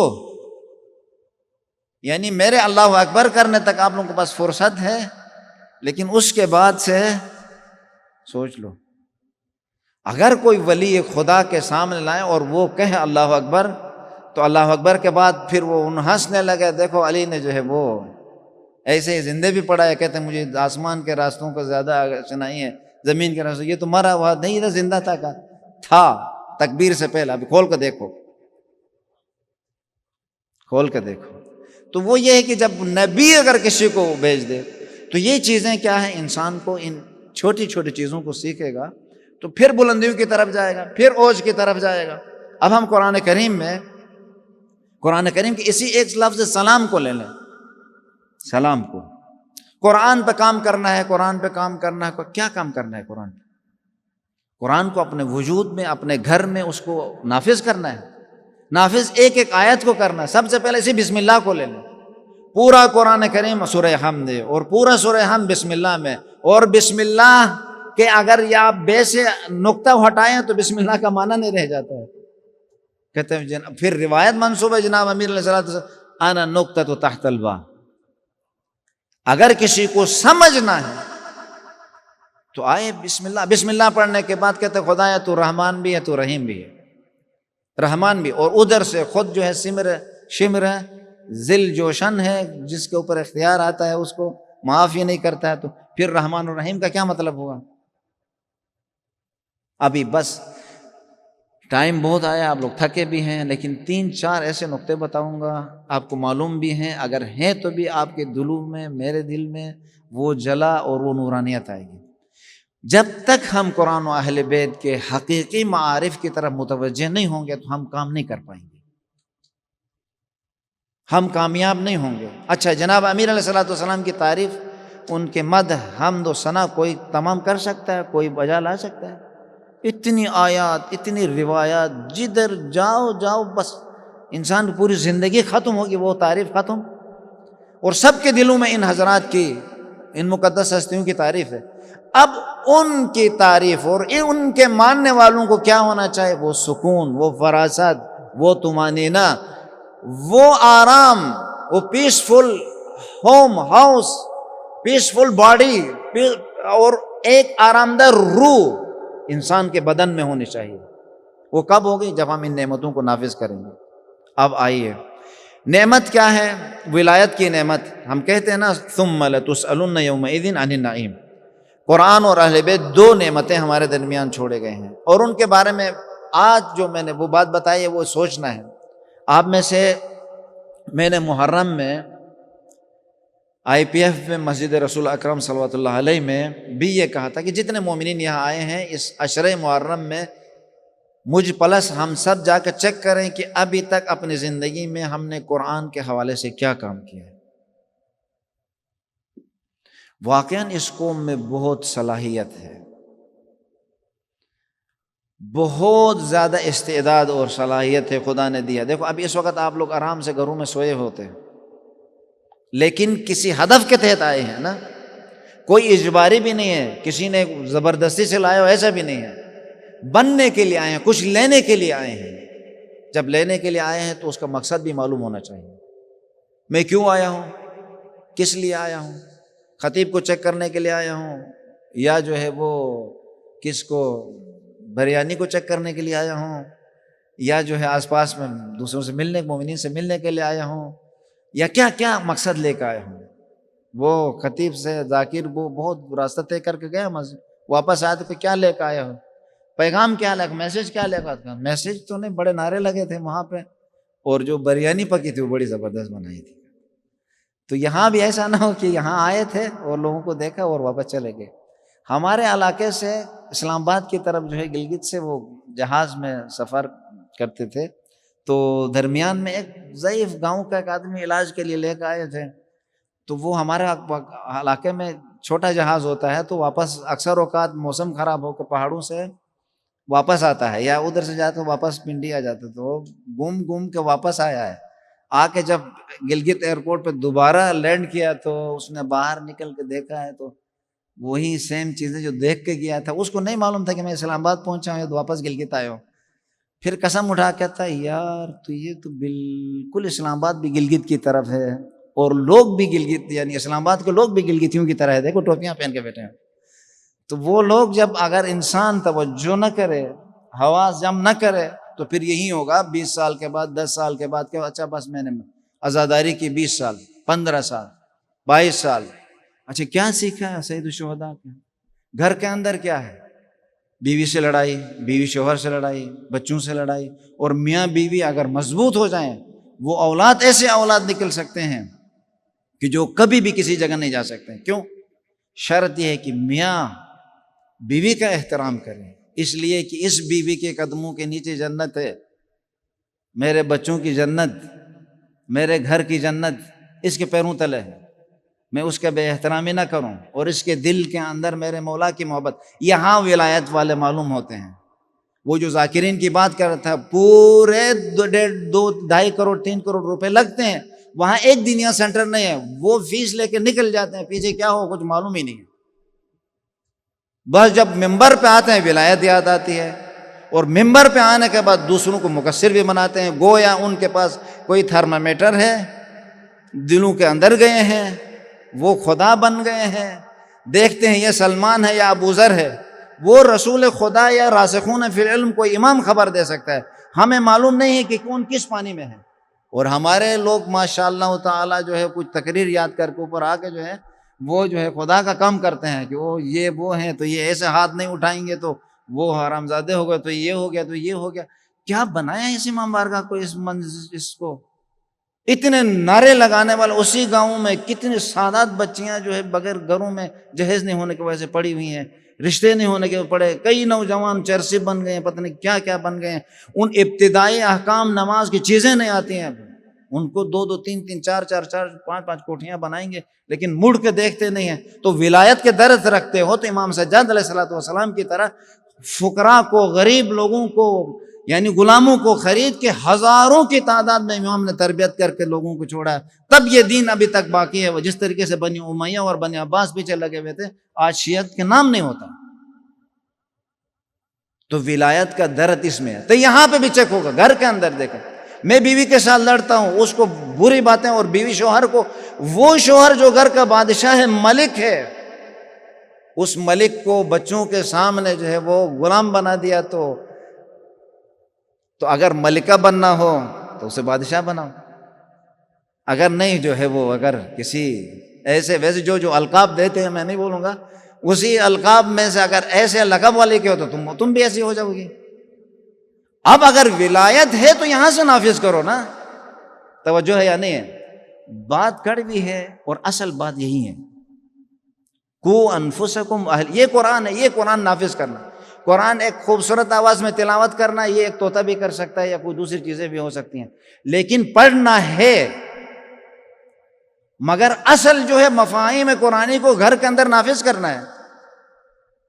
اگر آپ اس کا احترام کرو گے تو وہ احترام پاؤ گے، وہ ایک دوسرے اور خوبصورت۔ آج کل یہاں پہ آنے کے بعد عورت اور مرد کے حقوق اتنے زیادہ ہیں، میں یہاں کئی کیسے سننے کے بعد رونگٹے کھڑے ہو جاتے ہیں، کیونکہ یہاں کے اس کے مطابق شوہر کی پراپرٹی بھی نصب ہوتی ہے، تو جس کے بنا پر عورت بھی جری ہوتی ہے، جس کی وجہ سے وہ فوراً جو ہے وہ طلاق کا معاملے آ جاتے ہیں، اور طلاق میں چلو اس کو کوئی شوہر بھی ملے گا، لڑکے کو کوئی بیوی بھی مل جائے گی، جو بدبخت بچے جو پس رہے ہیں خدا اور یہ بھی کہتے ہیں پھر ولایت کے ماننے والے بھی ہیں، علی کے ماننے والے، آل علی کے ماننے والے، اور جن کے دلوں کے اندر یہ محبت ہے ان کو احتیاط کرنا چاہیے۔ ایسا ہے یا نہیں ہے؟ سکون کب آئے گا؟ اس نعمت کا شکر ادا کریں، خدایا جو تو نے دیا ہے اس پہ شکر ہے، اگر اچھا شوہر ہے تو شکر، برا ملا ہے خدا تو نے دیا اس کے ساتھ گزارا، اور اسی گزارے میں اسی برداشت میں درجات ملیں گے، اوج اور بلندیوں تک انسان پہنچے گا۔ ٹائم نہیں ہے، میں صرف اشارہ کرتا ہوں، وہ یہ کہ بہت بڑے بڑے عارف گزرے ہیں، اپنی ساس، اپنی بیوی یا بیوی شوہر کے برائیوں پر برداشت کرنے کے نتیجے میں خدا نے کہا اے میرے عبد، اے میری بندی، تو نے ان چیزوں پہ صبر کیا، میں تجھے دیتا ہوں، تو لے لو اس چند دنوں کے زندگی میں تو نے برداشت کیا، اور تجھے میں بلندیاں اور اوج عطا کرتا ہوں۔ یہ ہے اہل بیت اطہار کا مشن، یہ ہے امام حسین علیہ السلام کے ماننے والے، یہ ہے امیر المومنین علیہ السلام کے ماننے والے، اور کوشش یہ ہوتی ہے، اور خوش بخت ہیں ہمیں سننے کو ملا ہے اور سنتے ہیں، اور انشاءاللہ تعالی اس عزاداری کے صدقے میں جب رونا آئے تو تب مولا میرے اندر وہ نور روشن کر جس کے بنا پر میں اپنے بچوں کے ساتھ وہ پیار دے کے جاؤں، وہ اس عزاداری کو، اس معنویت کو، اس ولایت کو دل میں بٹھا کے جاؤں، تاکہ میرے مرنے کے بعد ایک تلاوت قرآن کرنے سے انشاءاللہ تعالی مغفرت ہوتی ہے۔ حقوق الناس سے ہٹ کر وہ آدمی قبرستان سے رسول خدا کے ساتھ گزر رہے تھے، کہا جلدی سے گزرو کیونکہ یہاں پہ عذاب نازل ہو رہا ہے، اور واپس آتے وقت کہا یہاں رکو فاتحہ کرو، یا رسول اللہ پہلے آپ نے بٹھایا، کہا جلدی گزرو، ابھی کہا اس کا ایک معصوم بچہ تھا اب قرآن کی تلاوت کر رہا بسم اللہ الرحمن الرحیم، اور میری ذات پہ گوارا نہیں ہے کہ اس کا فرزند مجھے رحمان اور رحیم کہہ کے پکار رہا ہے اور میں اس کے باپ کو عذاب دوں۔ بہت سارے ایسے مثالیں اور چیزیں ہیں۔ آئیے قرآن و اہل بیت کو دل و جان سے لیں اور دیکھیں کیا رول ادا کیا ہے، اور سب سے پہلے اپنے گھر میں نافذ کریں اور مفاہیم کو اپنے جان کے اندر نافذ کریں، تاکہ خوبصورت ایک پیارا ماحول وجود، اور سب سے یعنی عظیم افراد انسان، کامیاب انسان وہ ہے کہ جو شکر کا اس مفہوم سے مستفید ہوں اور اپنے گھر اور اپنے وجود سے شروع کرے، اور اس کا شروع قرآن و اہل بیت اطہار ہے۔ انی تارکم فیکم الثقلین کتاب اللہ و عطرتی اہل بیتی۔ نہ جانے اس قرآن میں کیا اثر ہے۔ بی بی زہرا مرضیہ سلام اللہ علیہا فرماتی ہیں یا علی جب مجھے دفناؤ گے تو میرے قبرستان پہ بیٹھ کے قرآن کی تلاوت کرے۔ وہ جو اماموں پر، ائمہ کے اوپر ولایت رکھتی ہیں، وہ بیوی سر رسالت و نبوت ہے، جنت کے خواتین، کائنات کے خواتین کی سردار ہے، وہ بیوی کہتی ہیں یا علی قرآن کی تلاوت کر۔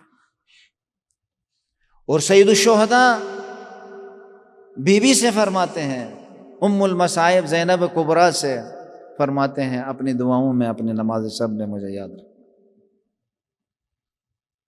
اور 9 کے نیزے پر سید الشہداء نے کٹے ہوئے سر کے ساتھ تلاوت کی، عزادارہ نے سید الشہداء۔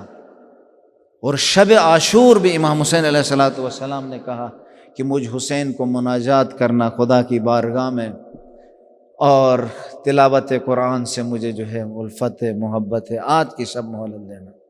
اور حبیب ابن مظاہر کے جب سرانے پہ آئے ہیں تو سید الشہداء نے حبیب کے لیے کیا لفظ کہا؟ کان حافظا للقرآن الکریم، یہ میرا حفیظ، میرا حبیب حافظ قرآن، یختم القرآن فی لیلۃ واحدہ، جو قرآن کریم کو ایک رات میں ختم کرتے۔ ہم قربان جائیں ان ہستیوں سے، ان اہل بیت اطہار کے گھرانے سے، کہ جن کی محبت اکثیر ہے، نجات کا راستہ ہے۔ سلم لمن سالمکم وحرب لمن حاربکم، اے مولا ہم اعلان کرتے ہیں تیرے ماننے والوں کے ساتھ میں سلامتی کے ساتھ دوستی کے ساتھ رہوں گا، ان کے ساتھ اچھا کروں گا، ان کے ساتھ کبھی برا سلوک نہیں کروں گا۔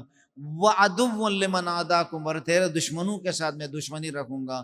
سِلْمٌ لِّمَنْ سَالَمَكُمْ کا پہلا مرحلہ کیا؟ گھر سے ہے، اپنے بچوں کے ساتھ ہے، اپنے رشتہ داروں کے ساتھ ہے، اپنے صلہ رحم کے ساتھ ہے۔ آئیے سید الشہداء کے اس عظیم درسگاہ سے جب رونا آ جائے، جب دل مغموم ہو جائے اور غم آلود اس دل سے، اس نمناک آنکھوں سے، ان آنسوؤں کو جب آنکھوں میں یہ آنسو آ جائیں، پھر عہد کریں یا مولا اپنا بنا لیں، جس طریقے سے حر کو ہدایت دی، جس طرح حر آپ کی طرف آیا، زہیر کین آیا، عبداللہ آیا، حبیب آیا، اسی طریقے سے جون آئے، خدایا ہمیں بھی اس طریقے سے جب بلایا ہے تو اپنا بناؤ مولا، اپنا بناؤ، ایسا نہ ہو کہ کل جان نکلے اور اعمال کی وجہ سے کسی اور کی طرف جائیں۔ سید الشہداء کی ایک لاڈلی بیٹی تھی، وہ ہمیشہ رسول خدا صلوات اللہ علیہ کی بیٹی کی طرح، بی بی زہرا مرضیہ کی طرح، اس بی بی کی طرح، یعنی گویا فاطمہ صغرا بھی انہیں کہتے ہیں، سکینہ بھی کہتے ہیں، رقیہ بھی کہتے ہیں، یہی بی بی جو فاطمہ صغرا اسے کہا جاتا ہے، یعنی شبیہ حضرت زہرا سلام اللہ علیہا تھی، اتنی لاڈلی تھی، کبھی اس چاچے کے پاس جاتی تھی، کبھی علی اکبر کے پاس جاتی تھی، اور جب بھی چاہتی تھی سید الشہداء کے سینے پہ سوتی تھی۔ اس بی بی نے ایک منظر دیکھا تھا راستے میں، جب جناب امام حسین کو، سید الشہداء کو خبر ملی کہ امام زین العابدین بھی موجود تھے، جناب علی اکبر بھی موجود تھے، ابی الفضل العباس بھی موجود تھے، اسی اثنا میں جب خبر ملی کہ مسلم شہید ہوئے ہیں، مولا نے مسلم کی بیٹی کو اپنے گود میں رکھا، سر پہ ہاتھ پھیرا، پیار کیا، تو اس منظر کو گویا بی بی سکینہ نے دیکھا تھا۔ وہ جب میرے مولا حسین سید الشہداء آخری ودا کے وقت جب ذوالجناح پہ سوار ہوئے تو ذوالجناح کے قدموں سے لپٹ کر کہا، بھائی بابا جان میرے سر پہ بھی ہاتھ پھیر کے جانا۔ نہ جانے بی بی کس انداز میں سمجھ چکی تھی کہ بابا کے جانے کے بعد نہ وہ سینہ ملے گا نہ وہ گود ملے گی، بلکہ دشمنوں کے تماچے، دامن پہ آگ لگنا۔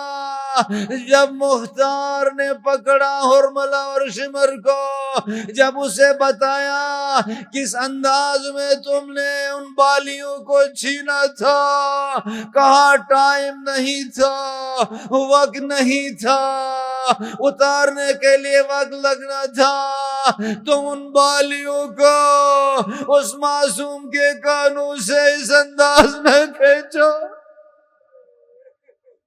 یہ وہ وقت تھا اور پہلی مرتبہ اس لاڈلی سکینہ کے اوپر ایسے مصائب آئے، اور اسی حال میں اسی ڈر کے ساتھ دامن پہ آگ بھی لگی بھاگ رہی تھی، ایک ظالم نے پشت نیزہ سے ایسا وار کیا،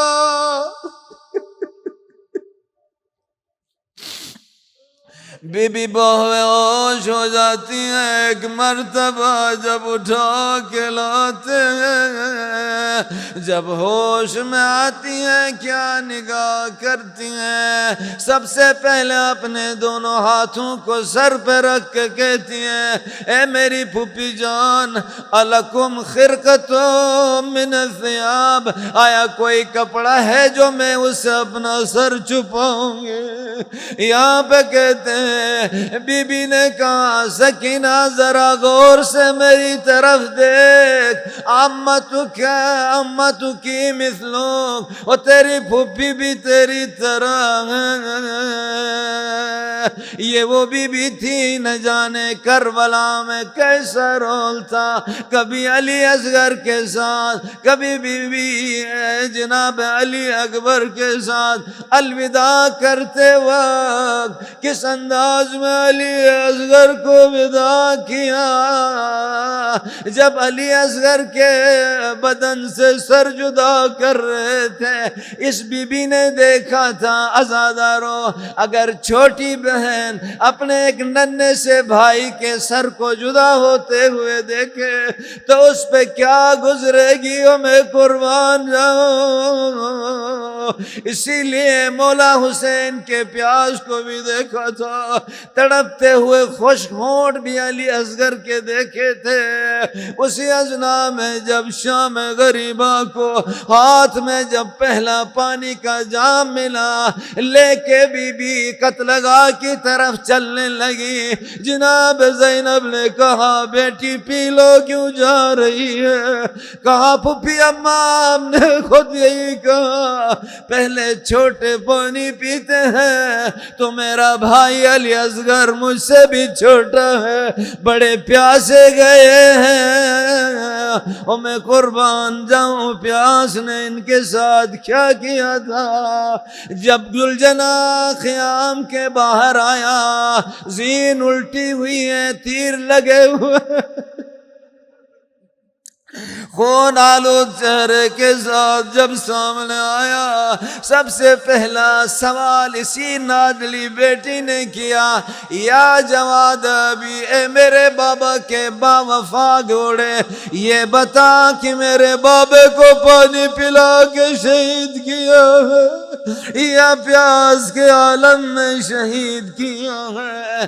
کربلا کے سفر میں نہ جانے فاطمہ صغریٰ نے زخم برداشت کیے، تازیاں نے برداشت کیے، جب بھی دیکھتی تھی بھیا امام زین العابدین کے گلے میں جو لوہے تھے، جو توگ تھے، جب دھوپ کی شدت سے گرم ہوتے تھے تو اپنے پینے والا پانی بھی لے جا کر بھائی کے ان زنجیروں پہ ڈالتی تھی، ذرا ٹھنڈے ہو جائیں گے، اے لوہا ٹھنڈا ہو جائے۔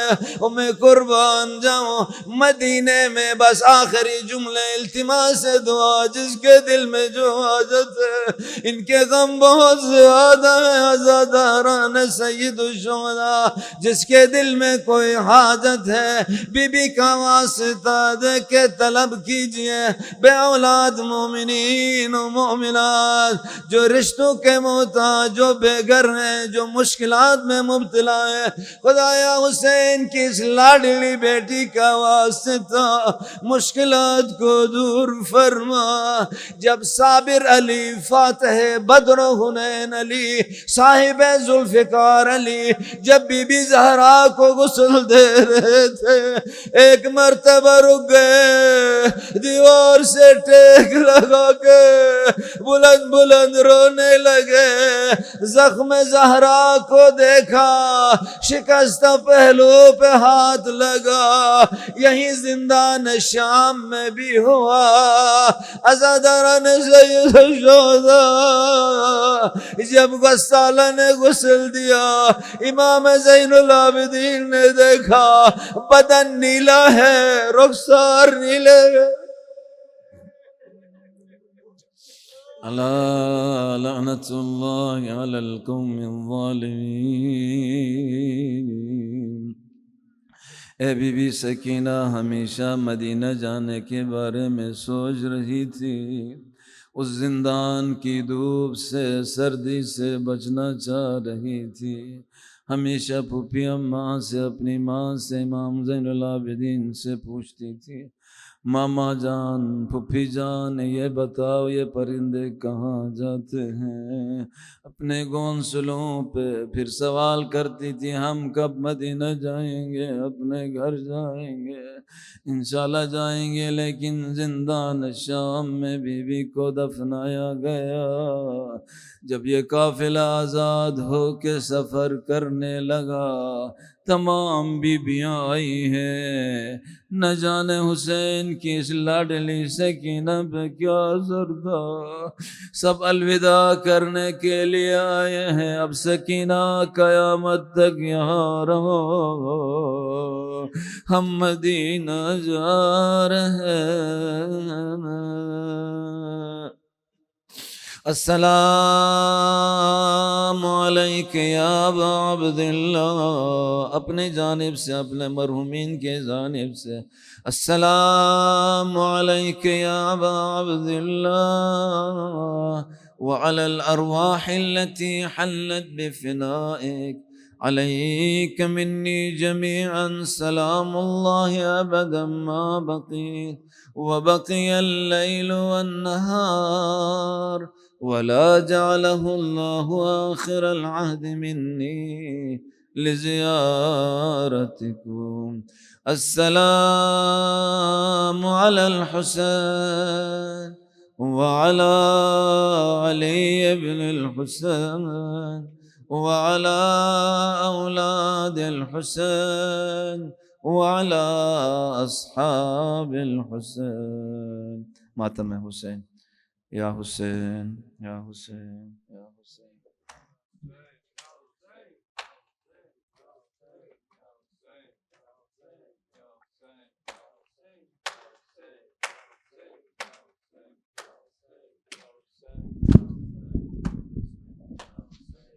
حسین یا حسین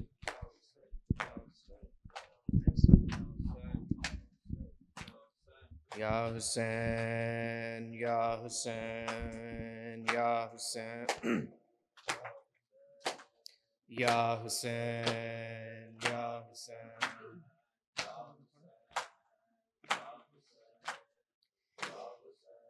زندہ ہے سکینہ ہے، اندھیرا ہے جفا ہے، زندہ ہے سکینہ ہے، اندھیرا ہے جفا ہے، زندہ ہے سکینہ ہے، اندھیرا ہے جفا ہے۔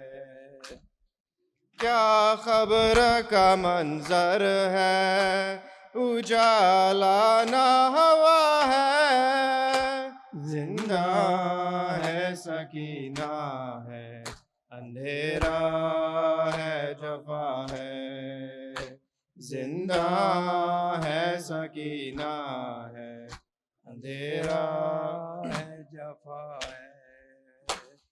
نیند آتی نہیں بچوں کو جب تک نہ ہو مادر، نیند آتی نہیں بچوں کو جب تک نہ ہو مادر، پاس اس کے نہ مادر ہے، نہ بابا نہ چچا ہے۔ کیا قبر کا منظر ہے، اجالا نہ ہوا ہے، زندہ ہے سکینہ ہے، اندھیرا ہے جفا ہے، زندہ ہے سکینہ ہے، اندھیرا ہے جفا ہے۔ زندہ میں کسی والی سکینہ نے پکارا، زندہ میں کسی والی سکینہ نے پکارا، ایک لاشا ایک لاشا سر کربو بلا اٹھنے لگا ہے۔ کیا قبر کا منظر ہے، اجالا نہ ہوا ہے، زندہ ہے سکینہ ہے اندھیرا ہے جفا ہے زندہ ہے سکینہ ہے اندھیرا ہے جفا ہے نیند آتی نہیں بچوں کو جب تک نہ ہو مادر نیند آتی نہیں بچوں کو جب تک نہ ہو مادر پاس اس کے نہ مادر ہے نہ بابا نہ چچا ہے کیا قبر کا منظر ہے اجالا نہ ہوا ہے زندہ ہے سکینہ ہے اندھیرا ہے جفا ہے زندہ ہے سکینہ ہے اندھیرا ہے جفا ہے کیا قبر کا منظر ہے اجالا نہ ہوا ہے زندہ ہے سکینہ ہے اندھیرا ہے جفا ہے زندہ ہے سکینہ ہے اندھیرا ہے جفا ہے یا حسین یا حسین یا حسین یا حسین یا حسین ہائے سکینہ ہائے سکینہ ہائے سکینہ ہائے سکینہ ہائے سکینہ اللہم صلی علی محمد وآل محمد